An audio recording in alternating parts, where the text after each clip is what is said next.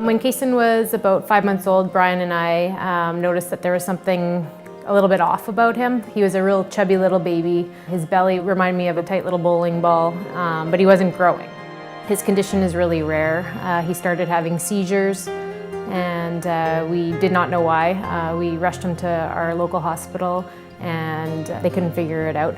So the next time he had a seizure, we took the ambulance and we went straight to Children's Hospital.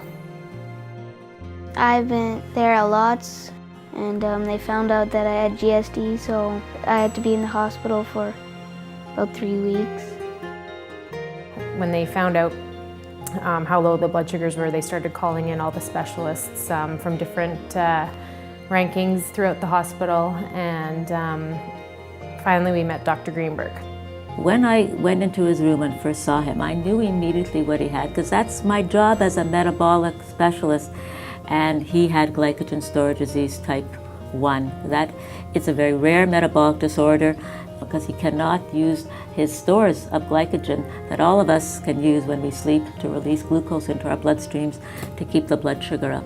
The risk of the low blood sugar necessitates that the child does get a tube that is inserted into the stomach directly, through which we would supply a simple glucose.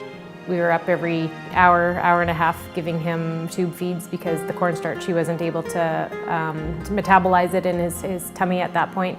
After a certain age, like 1.5 years, they can process the cornstarch, and it became a lot easier, where his feeds are now in between every 3.5 to 4 hours. And then we start checking his blood sugar like he's doing now.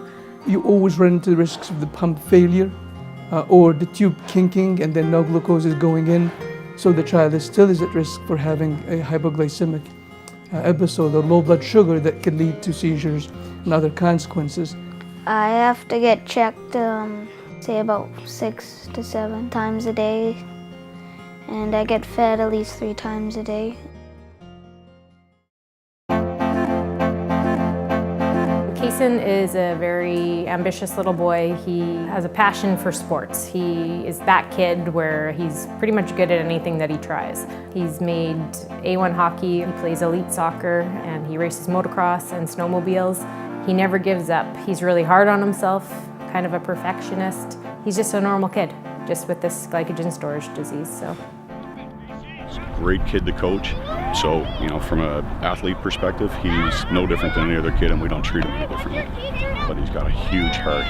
Just you can't coach that, right? They either have it or they don't. He's got it in spades. Children's Hospital it allows him to be a kid like everybody else.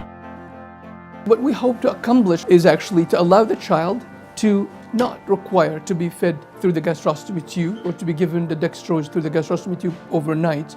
This will allow them the freedom to not have a tube connected to them through the night.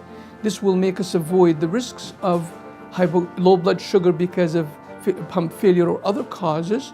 This will allow the child the freedom to get out of the bed and go to the washroom. This will allow the freedom for the parents to sleep through the night. Without donations, the research can't be done on children like him or any other child that has a different disease or any kind of condition that they're in the hospital for. The donations help them because the kids there get presents like toys and all that. We still need the support of a well-equipped place like the Children's Hospital, and doing such demonstration trials and research trials definitely need a lot of support. The Children's Hospital is an amazing place to go to. They've saved his life, and I couldn't be more thankful to Dr. Manny and Dr. Greenberg. They're the best people that I know. Thank you to the doctors, Dr. Manny and Dana, the dietitian, to keep me as healthy as possible. The Children's Hospital makes me feel the best that I possibly can.